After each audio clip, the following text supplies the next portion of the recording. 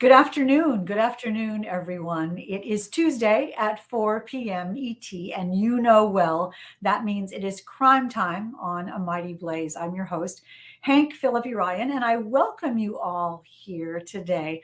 I am the USA Today bestselling author of 13 novels of suspense, including the newest one, Her Perfect Life, which is casually displayed behind me. I keep forgetting how to do that. And it is now nominated for the Agatha for Best Novel of the Year. So thank you, thank you, thank you for that.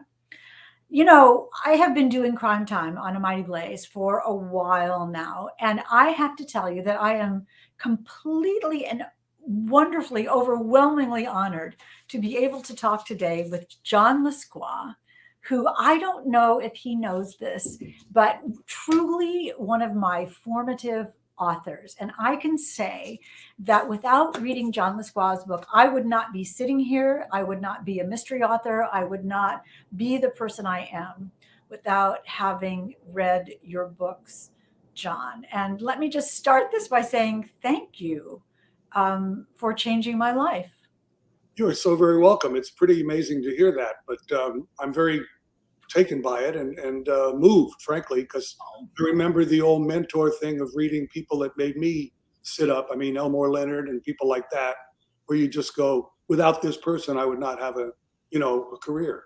Yeah, it's a way of getting your brain to start working or getting your brain to start thinking about stories and storytelling and themes in a different way and Right. how you can convey a bigger picture more than the plot of a story. And you do that. You do that so well. I want to talk to you about that in a minute, but I wanted to get that my thank you over before our time runs out. John, your new book is The Missing Piece. It is out right now to rave reviews. Let me read one of them to you. Kirkus Star, which is impossible to get.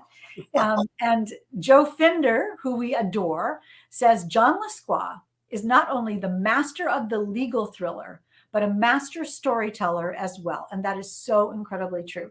The Missing Piece is clever, sly, and delightfully twisty. And what else could you want in a novel? I know what you could want. You could want you all that were giving, you could want that you could get your own copy of this novel. And John is generously giving away a copy of The Missing Piece, not this particular one, which I am definitely keeping, but one for you. Welcome, welcome, welcome.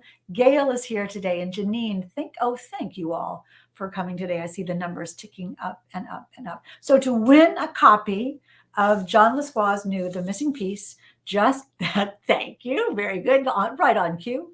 Leave a comment or a note or just general accolades in the comments, and we will choose via the Wheel of Fun at the end of the show to see who wins a copy of The Missing Piece. You know, you have written so many books, and I'll tell the crowd about this in a minute, but your new book just recently came out. Is it old hat now when you see a new book? It's so funny. That's my 30th book, and it never gets old.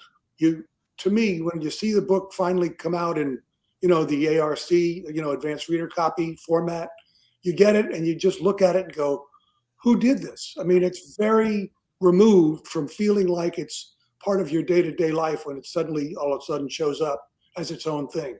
It's magic, I believe. It is magic. I completely agree with you. Do you sometimes open the advanced reader copy and read a little bit and think, I wrote that? Huh. Yes. Yes, I do that. Want to hear something really funny? Absolutely. Only my second book, I think maybe my third. It was not a Dismas Hardy book. It was a Nero Wolfe Sherlock Holmes book called Rasputin's Revenge. And I took the ARC when I first got it. And this was early in my career. I opened it up to the middle, and it was garbage. All of the typeset had glitched up into printing, and it was like completely wrong. And I went, this can't be happening. This is my book that's going to define my year. I mean, they wound up having to reship everything back to the warehouse and do a tip in on the whole print run. Oh my golly, that is a terrifying story. Your heart must have just dropped. It was late at night when I got to it because I'd been working my day job. And when I got it, I looked at it and I said, I'm just too tired. That's all. This can't be what I'm seeing. I said, I'll call my publisher in the morning, but sure enough, there it was in the morning. And here I am Oh waiting. my God, Mighty Blaze is saying typo to the max. Absolutely so. But what if you hadn't caught it? Well, somebody would have caught it. You like to think, because there was a galley. So somebody's checking over those galleys and making sure that there's not these egregious typos. So, it's life. What this stuff happens and you go, wow, this is really fun. Oh But gosh, yeah, really. Years later, after many New York Times I'm bestsellers. laughing about it, right? Yeah, now we can laugh about it. After so many New York Times bestsellers, you can laugh about it, but not so much fun.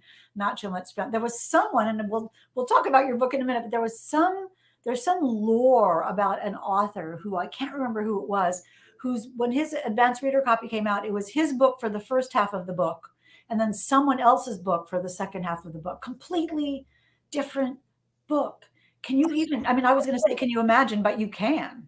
It's just unbelievable to me. I mean, the things that can happen in the book world. Can I tell you a little story? Sure. Not my name. The last name is a little difficult to pronounce. And if you like me, you'll often say, I like somebody else, John L. We'll see who. But anyway, I was in Illinois and I was on a book tour and everything was going very well. I was about 10 books into my career. And I got to this new Borders store. It was really great. And they had 3 tables filled with books. And all of them were written by not Elmore Leonard, John Lescroart.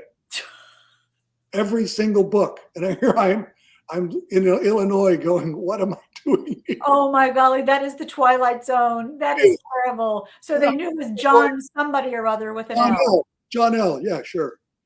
Oh, that's terrifying. Your life has been so crazy, and you have such a sense of humor about it now. And it is fun to look back on those times. Everybody has a story about some terrible disaster that's happened to them along the way. And happily, we can look back and smile about it later. I see the people coming. Sherry is here now, and Janine, and so many more people. That's so nice. Let me tell you a little bit. If you are new to A Mighty Blaze, let me take this moment to welcome you. I'm so pleased that you have found us here today on Crime Time. You know, A Mighty Blaze was started more than 2 years ago now, ridiculously, at the beginning of the pandemic by the fabulous powerhouse team of Jenna Blum and Caroline Levitt to keep us together, to keep us talking about books and learning about new books and discovering new authors and getting to talk to favorite authors like John Lesquah here. Oh, wait, that's wrong. And it has been a joy. It has been glorious. And this is a way to keep our community together. And especially talking of community, these times, our hearts go out to the people of Ukraine. This is a time that our international community is absolutely in chaos and terror. And we send our hopes for peace and best wishes to the people of Ukraine. When we gather together here on Crime Time to talk about a fabulous favorite author, it reminds us to sort of be grateful that when we hear a helicopter overhead or a knock at our door, that it is not something terrifying. So we welcome you all here today. We are especially open today, as they used to say in the Blitz in World War II. We are especially and deeply open to you today. Let me give you a quick bio of John Lesquah. I promise you, John Lesquah, not John anyone else. Beautiful. John Lesquah is the #1 New York Times bestselling author of 30 novels, including The Rule of Law, Poison, Fatal, and The Missing Piece. His books have sold more than 10 million copies, 10 million copies, and have been translated into 22 languages. He lives in Northern California, and we welcome you today. I want to talk about justice and betrayal and the legal system and the balance between being incredibly entertaining and incredibly thought-provoking at the same time. But first, the hardest of all questions. Tell us a little bit about your new The Missing Piece. Well, it's a great story because I had finished the previous book. I'm going. Am I getting echo here? Are you getting a little echo? It sounds fine to me. Just keep trying. Keep talking, and then we'll see how that goes. We'll see how that goes. you got to hit me again with a question.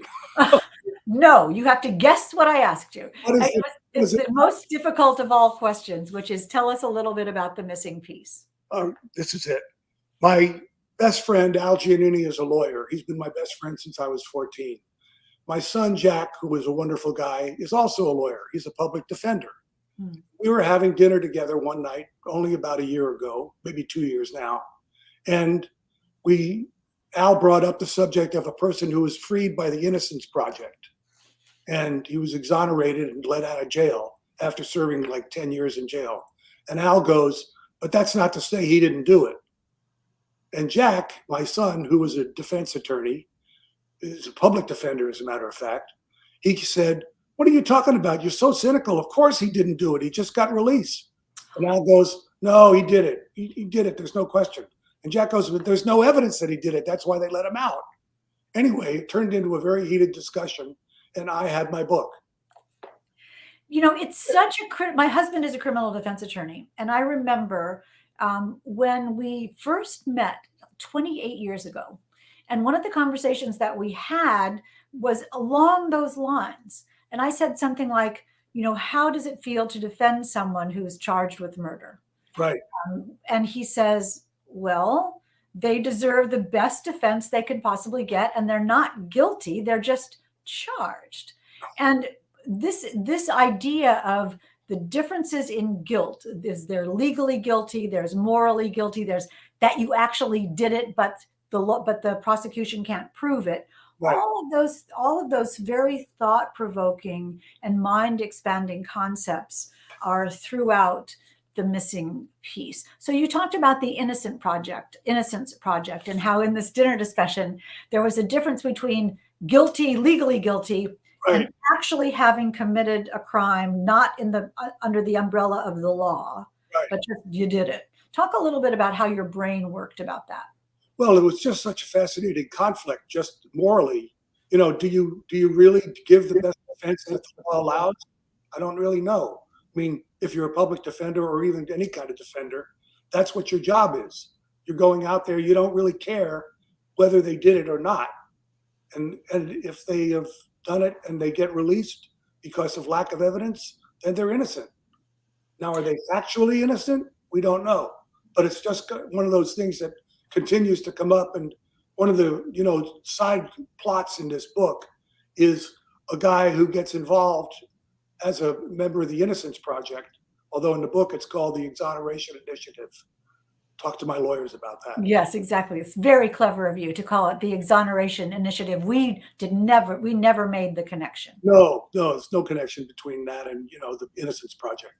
But anyway, it became so powerful that it led to a really major turnaround. I don't want to give away the book, but there was a powerful, powerful change where this guy all of a sudden wakes up to the idea, oh my God, I might have let a murderer loose. And of course, you let a murderer loose, guess what happens? He murders again.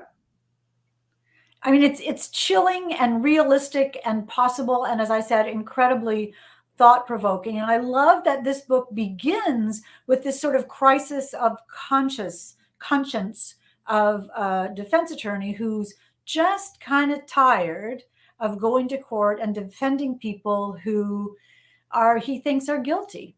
And there's that wonderful, talk a little bit about that debate at the beginning of the book between Wes and Gina. Well, it's so, you know, it's interesting because Wes actually became the district attorney of San Francisco, you know, in a previous book. So he had actually made his life out of going after the bad guys. And that became his worldview over, you know, several years as a DA. He just said, they're all guilty. I don't care. They're guilty. We're going to bring a trial, you know, and have them in it. And all of those kind of things just kept on building in Wes to the point where he was going to stop being a lawyer. You know, and he's just torn to bits about this whole situation of trying to help people who are guilty. And it becomes, I think, a major theme in the book. Of course it does. And Gina, though, his colleague, argues the other side of the debate. It's kind of like Al and Jack, although they're more grown up than either of my friends. And talk a little bit about what Gina says about being on the side of the angels and why that's important. Well, she is a dyed-in-the-wool defense attorney, and she just believes in the system. And I think that's what you have to do. You get to the point that you're saying this is meant to work for the most people and to provide justice. And And that's it is, when you think of it in a very personal way, if it was someone you loved or you knew, well, yeah, you would rely on the power and the rule of law to make sure that that person got the fairest trial that there could possibly be. And when you think about it that way, it's not very difficult. right. But when you think about the reality of somebody who's being brought to trial, they pretty well have a whole bunch of evidence putting that person, in the middle of the investigation. And in fact, the whole move to get them to trial is a very big deal. So that's the way Gina has to play it, and she's just dyed in the wool. And then talking to Wes, her good friend and her partner, it's the way it works. And he says it would be, and she says it would be a police state if we did it the other way. Yeah, And that's this is all like on page 2, and you realize that the door is opening to this brilliant story, this brilliant, evolving, twisty, complex, intense story that has to do with law versus justice, moral justice, legal justice, personal justice, ethical justice. Has justice always intrigued you like that? it's the whole ball game. It's the whole ball game. It's what gives everything meaning and relevance. To me, if I had to say what's the theme that occurs mostly in any of my books, I would say the fight for justice. I mean, And what does that mean to you? How does your mind work on that? well, you want to have people be fair and honest, and follow the rules. And again, it's a police state issue. If you don't have those rules, you do have a police state. And so it's important to take care of that, take care of the rules, and make sure that they're being adhered to. And one of the wonderful things about your novels is the characters that inhabit them. Before we talk a little bit more about the plot, tell me about the main characters of your novels, of the Dismas Hardy, Wes Farrell, Abe Glitsky novels, because they are so beloved and so familiar to your fans, and will be so marvelous to meet for your new readers. Well, the thing is, it's so cool is when I first started writing, books, I was writing these Sherlock Holmes stories, and I wrote a couple of those. And then I decided to write, a modern mystery. And they say, write what you know. And I wasn't going to be writing from inside John H. Watson's head, but from inside John Lesquah's head. And I was also a bartender at the time as my day job at the Little Shamrock restaurant in San Francisco. And I lived in a small duplex on 34th Avenue. And those are real things that Dismas Hardy wound up with in my first book, Dead Irish. And suddenly a door, you said it perfectly, a door opened. And I said, okay, I can know a lot about him and still not be him. And so I made him be an ex-cop, an ex-lawyer, an ex-Marine, a divorced man who had lost a child. So he had such an incredibly rich background that all of a sudden he was not me anymore. He was Dismas Hardy. How did you come up with the name? Well, I was raised a good Catholic boy, and I knew all of theology.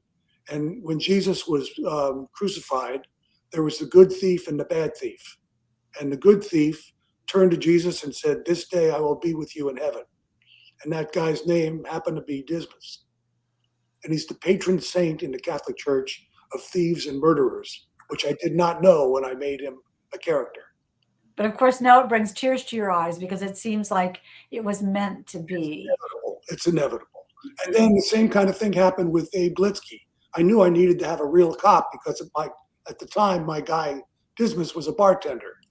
So he was not the natural person to decide to run with a mystery. So I decided, okay, let's put a real cop in there. And Abe Glitsky walks up, basically shakes hands and says, "Hi, I'm in your book." Oh, come on. What happened? What I had happened? no idea who he was, but I had a bass player who played with me in LA for a long time named Alan Haidt, who is now a dentist in Santa Cruz. And he's a mulatto. He's half black and half Jewish. And he's just a great guy. And I knew him very well. And all of a sudden, it was the same kind of door opening. I had the basics, but I didn't have Abe. And all of a sudden, Alan became Abe, and Abe became who he is now. And one of the stars of the book we're talking about, The Missing Piece by John Lesquah, if you just joined us, I see Linda and Janine. This is wonderful. Welcome to all of you. And then their families also began to inhabit your book. Well, this is what happens when you're trying to tell stories and also you have a plot. Okay, that's fine. But really, what really drives everything is your characters. And your characters have to change. They have to grow. They have to live in real time, in my opinion. And they have to interact with one another. And all of a sudden, you have, Abe Glitsky talking to his wife. And I'm going, what wife? Where did the wife come from? I wanted him to be in the book because he was a cop. And then all of a sudden, he's a cop, not only with a wife, he's got a wife with cancer who's got 3 children.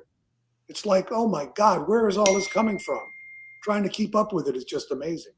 Well, it's all coming from your brain, which is kind of an interesting thing to think about, isn't it? Because did you think that you would be a writer? I was going to ask you this later, but it seems to evolve from right now. I mean, that is what you call the magic a little bit. Mm-hmm. Well, I wanted to be a writer from the time I was about 8th grade. I wrote my first novel when I was in college. So I always kind of dabbled in it, but as you know, I was a musician as well. So I didn't pursue it when I was doing my gigs. And I finally started publishing in LA when I was about 40. Publishing.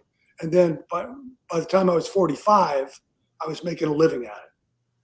Although it seemed like it stretches on forever in the past, but it was, about 25 years. And the idea that you have created these characters that are so iconic and so beloved, anybody who's read any of your books, and I see someone coming in who just said, looks like I have a lot of catching up to do, says Linda Sheehan. I'm so happy that I get to introduce you to John Lesquah. This has made my total day. Do you feel like you're living with these characters now in your life? It's so funny. I was just down in San Francisco this weekend, and we went to several places that featured in books, almost on a whim. But my wife and I were just walking along, and we go, hey, there's number 1, the Shamrock. There is Gaspari's Pizza Place. And all these places show up in the books. And we're there, and it's like we're there with Abe. We're there with Wes. It's a little bit demented, but it's pretty cool. No, I understand it completely. When we drive on the Mass Pike, I'll say, oh, exit 17. I'll say to my husband, oh, exit 17. This is where Jane was chased by the bad guy. That's and then right. I think, no, I made that up. I made that up. I'm pretty sure I made that up, although it seems real as can be when you do it. It does indeed. It does indeed. Let's talk a little bit about the plot of The Missing Piece. You began with the Exoneration Project. Talk a little bit about the story of this. It's a detective story, a legal thriller, a little bit of a love story. Well, it's really where Abe Glitsky gets involved. He doesn't even show up for the first 70 pages of the book, I think. And all of a sudden, he becomes really taken with the idea that somebody, so he doesn't know who, somebody is killing off people who have been exonerated. And all of a sudden, he's got this thing that kind of starts to drive him. And he goes, why would anybody do it? He doesn't put it together. That's, of course, what might have to do with the missing piece. But it doesn't give anything away. But the idea that somebody was getting away with this just offended Abe personally, because he's a cop. He believes in all this stuff, but he also believes in justice. So he's caught in a moral vice dilemma where he's just, stuck. And trying to get out of his own moral dilemma is what drives the whole book. And I love how you always manage to have the personal process, the personal journey, the personal puzzle that needs to have the missing piece, as well as the plot puzzle that needs to have the missing piece. But you were talking about go ahead. No, I was just going to say, what's so cool about writing these books sometimes is you get a bunch of suspects who are all possibly guilty. And you give them reasons to be guilty, and you understand that they might be the one, even though they couldn't be, possibly. but they sometimes are. It's a Well, fascinating, process to decide on who's really the bad guy. so that's interesting that you put it that way, because that means that you don't know along the way who really is the bad guy. Most of the time, I don't know at all. In all of my books, I discover it on about page 300 and then go back and fix things. But this book, ironically enough, the author knew who did it pretty early on. And that's very unusual for me. But Well, what it allowed me to do was really play around with the plot as I was moving forward. And there were really cool suspects that I got to get to know and have fun with. so each time you, as the author, came up with a different suspect, Yes, you, as the author, got to figure out how to exonerate them from guilt. So yes. you had to figure out the reason why they didn't do it that would be logical to the reader. Was it fun? It's totally fun. When you get those motivation moments, because motive is what really is going to drive a lot of this stuff. And you got to figure out the motive before and somehow convey it to the reader before you can do anything with it. And you got to make it so it's obvious to the reader without giving it away. It's a good trick. I mean, I have to admit, it's fun to work with. Well, and it's not a trick, because it's really, forgive me for contradicting you, but it's not a trick. It's really a brilliant thought process for a writer to understand that a reader will not buy the story, Right. not accept the story if things don't happen because of something. Here's why this person did this, a reason that you might know on the surface or a reason that you'll find out later. Right. Well, I even got to the point where the Exoneration Initiative guy, the lawyer who got all twisted around by this, I think I can say with fairness, given nothing away, he becomes a very legitimate suspect in this thing. And I'm going, where did that come from? I love that. I love that. And one of the cool parts about writing a legal thriller, sort of police procedural detective story, is that there are wonderful episodes. We follow Abe on his investigation, for instance, and every time he knocks on the door, we Yeah. meet someone who reveals someone. Is that what it feels? Is that what it feels like to write it? Also, you have this certain moment. There's a woman in the book called Julia Bedford, where all of a sudden, what Abe, who is like Mr. Good married guy and lots of kids and all this guy, who's never been a bad person in any way morally, he all of a sudden realizes that this woman is coming on to him, and it shakes him up. He reacts to it. He goes, "Oh my God, I didn't even think I was possible that I thought these thoughts." And not, I mean, it's not a bad thing to have bad thoughts, as we know, as long as you don't work on them too much. I mean, act on them too much. But Abe becomes, again, to another level. He's torn up about what's going on in his real life, and what's going on is this woman is obviously coming on to him. And then, oh, lo and behold, she happens to know the victim. Oh, lo and behold, maybe she was out with the victim on the night he died. I love that, because every time a character has a realization or raises a personal question or meets an obstacle, they have to make a decision based on that obstacle. Exactly. And that's what reveals their character. Totally. I couldn't have said it better. It's revealing character is what it's all about. Absolutely. So all the way through. There are Right. so many questions coming in, and I want to get to them in a minute, but so many wonderful responses. Mighty Blaze is asking, have you gotten feedback on the procedural aspects from police? This is an interesting moment to talk about that, because your books are so authentic and so believable when it comes to the legal procedure and the police procedure. How do you do that? Well, here's what happens. First thing that happens is I finish the book, and I write it all the way to the end. I go the end, and that's it. Then I take my manuscript, and this guy Al Giannini that I was talking about earlier, I send him the manuscript, and I go, dude, fix it. And so this has gone on now for almost 20 full books, probably 16 books. The first person who reads it is Al, and he hands me back a manuscript that he gets that's this big, and by the time I get it, it's this big. Can't even see how big it is, but it's got paper clips on almost every page, and every paper clip represents a mistake. And I go through it, I go through it, And then I'm finally done with his version, and that's the one that I submit to the publisher. Isn't it kind of fun though? My husband is a criminal defense attorney, as you know, and I do the same thing with him. And every time he finds a mistake, which of course he does, Sure. The way to fix the mistake makes the book even better. Totally. But it's also very heartbreaking because you wind up cutting a lot of stuff you loved, and that's the way it works. The thing is that Al knows all of that political, I mean, not political, but all that cop stuff and all that lawyer stuff. And I don't know any of it, really. So he goes through and he says, this is no good. This is no good. This has to be changed entirely. It's like, thanks, we were my bud. So, well, la-di-da. La-di-da is right. But it does make the book better. And Al's in it with you to make the book be the best book it can possibly be and the most believable book it can possibly be. I like to think that there's not really a mistake that's made it to the final on any of my books. Yay. And we're talking about the missing piece, the mistake-free, the missing piece, the latest wonderful novel by the, thank you, fabulous John Lescroart. Speaking of fabulous, though, another one of the things that I adore about your books is the amazing, seamless, charming, lovely banter and dialogue. The way your characters speak to each other and exchange their ideas and thoughts and is so funny and so thoughtful and so seamlessly authentic. Talk a little bit about dialogue. Dialogue is your best friend.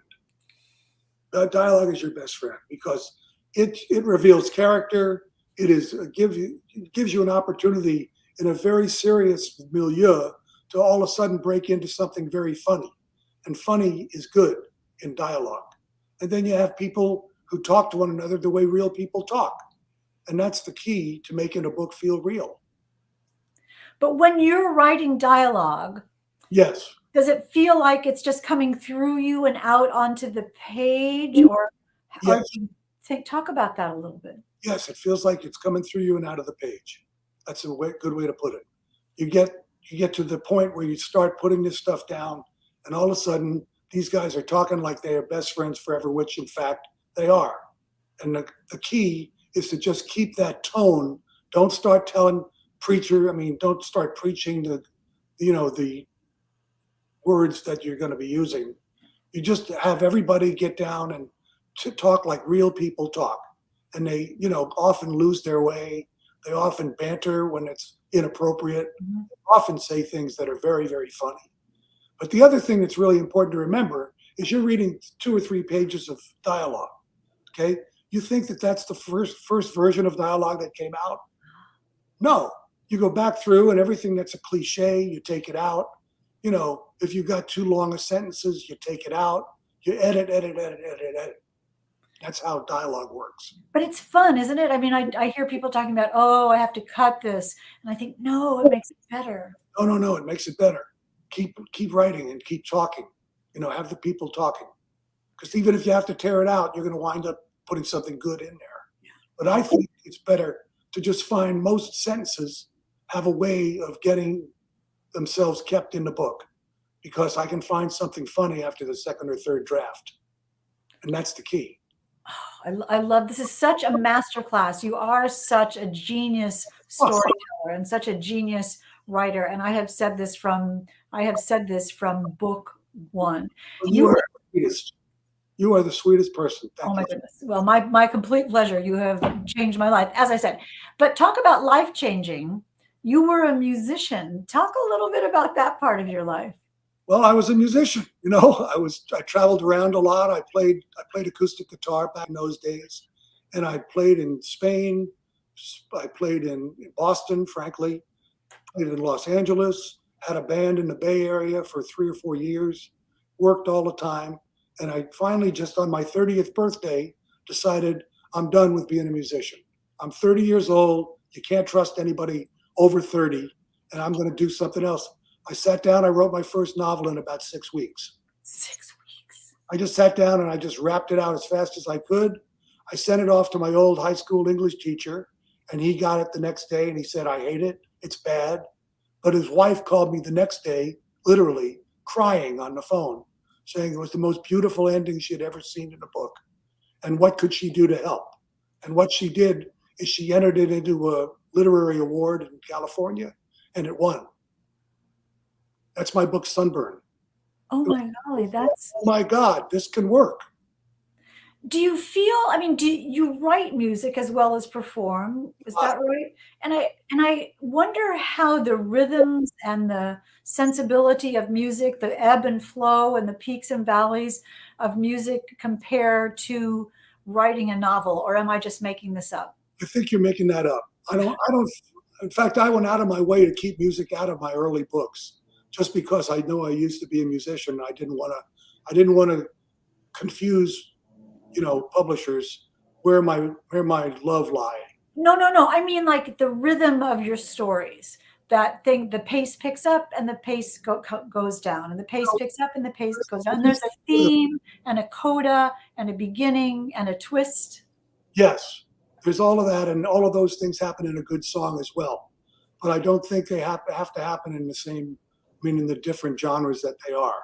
If you're writing a book, you're writing a book. You're not writing a song. You're aware of course, the rhythms, but the rhythms are not really what you're doing in a book. In a book, you're writing a plot, character, great dialogue, stuff that really matters. Exactly so. Exactly so. And I love your story about how when you needed money once, Yes. what you did to do that. Can you tell us about that? I needed money for so long. Which story are you talking about? Game shows. Oh, that.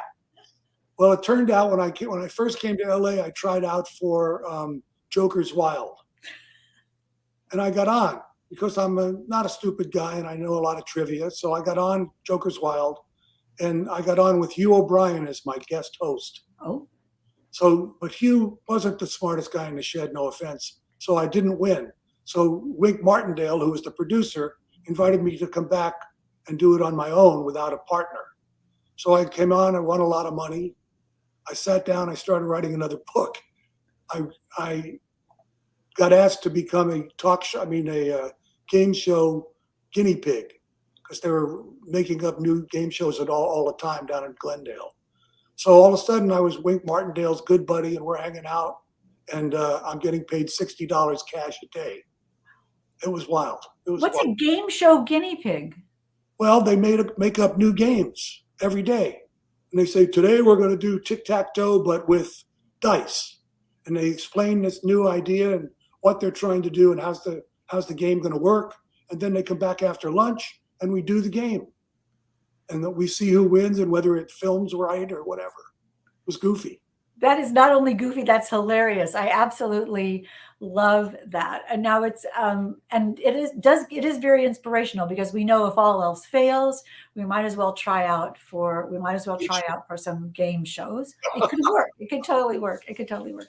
We're talking about John Lesquah's wonderful The Missing Piece today, and you have a little bit of time left to ask a question or just give general accolades or standing ovations or anything you want for John Lesquah to enter to win. The more times you enter, your name may be on the wheel of fun more to win this wonderful book. And let's take some questions from our audience now. Janine, welcome, Janine, is saying, where's your favorite place to write?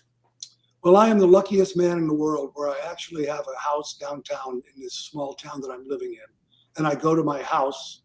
It's a small house. It's like 900 square feet, but it's where I work with my computer. And I have little areas for memorabilia, kind of like what's behind you, nice bookshelves. Anyway, it's a wonderful place. And I go in there and I'm alone and don't get bothered. And it's really, really conducive to writing. Lovely. And someone was asking earlier, what's in the flat drawers behind you? Those are so beautiful. Well, my wife is an architect and a painter, and those are her working papers, as it were. She's got all kinds of things in there, from painting her orchids that she's wonderful at to, just everything. She's an artist, and these are her flat drawers. It's beautiful. They're so elegant, and it just seems like must be treasures inside those flat drawers.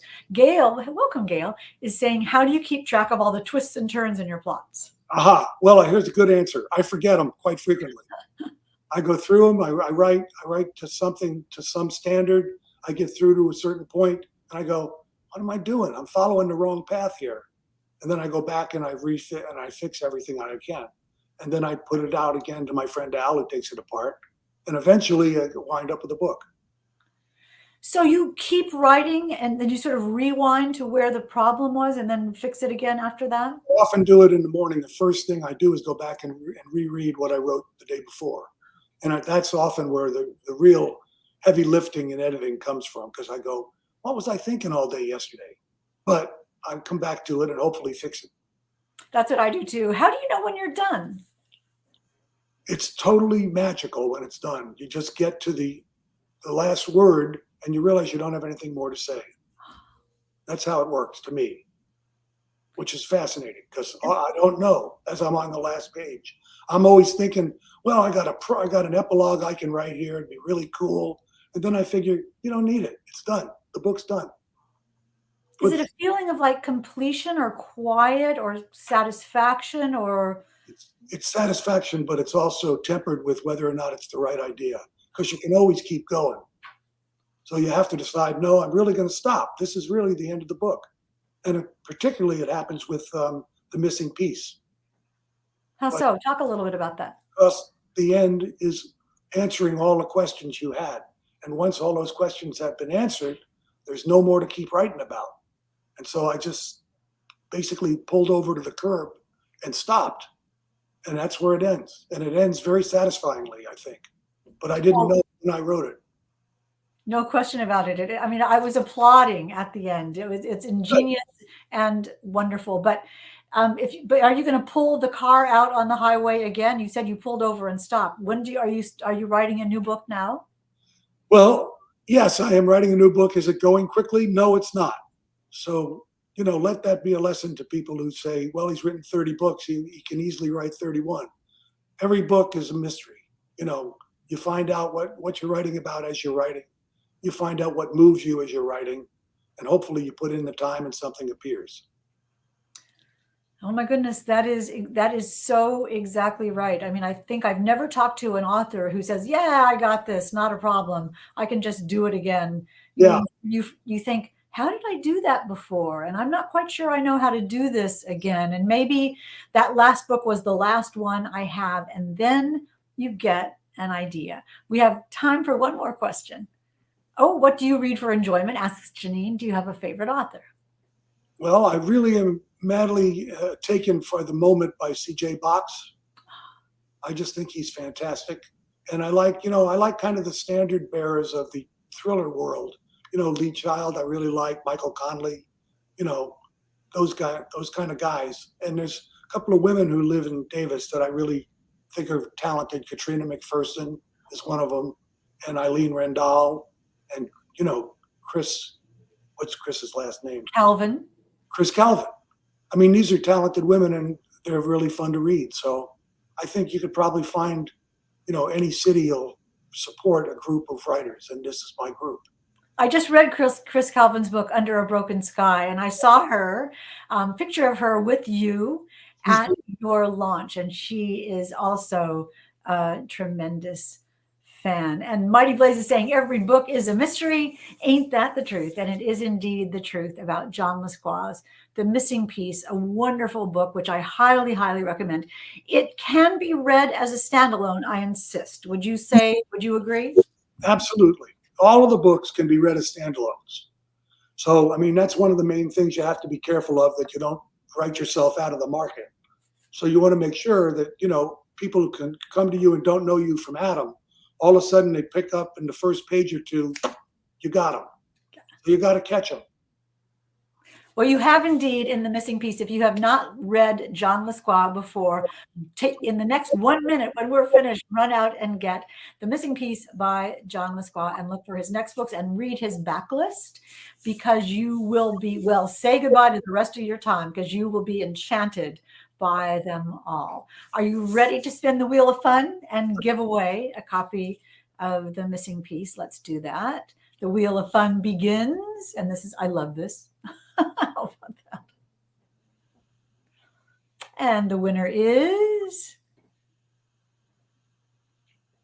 Catherine Holland, that's fantastic. Congratulations, Catherine. Just send me your email and we will get John and his people to send you your very own copy of The Missing Piece. You lucky, lucky person. And thank you so much for being with us today and entering. John, thank you for taking the time to be with us today. Thank you. It's been a great pleasure. You're a great interviewer. Oh my goodness, thank you. Well, it's always fun to talk with you. Stay there for 1 second while I just tell the gang that next Tuesday at 4 p.m. ET, look who we have, Cara Black and her new Amy Leduc, Murder at the Port de Versailles.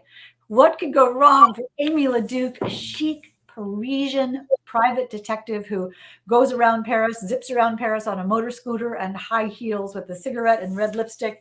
Oh my golly, Amy Leduc is marvelous and Cara Black is great. And we will talk about her Murder at the Port de Versailles next Tuesday at 4 p.m. ET right here on Crime Time.